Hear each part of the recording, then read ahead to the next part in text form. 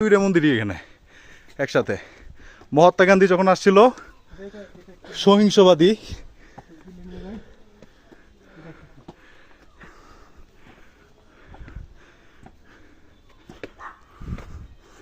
ওটা ভিতরে যান না। আমরা এখন 8000 ফিট উপরে আছি। দেখতে পাচ্ছেন মেঘ কিন্তু আমাদের নিচে। আমরা এখন মেঘের উপরে চলে এসেছি। মিস্টার সামটেন হয়েছে, কথা বলতে খুবই কষ্ট হচ্ছে।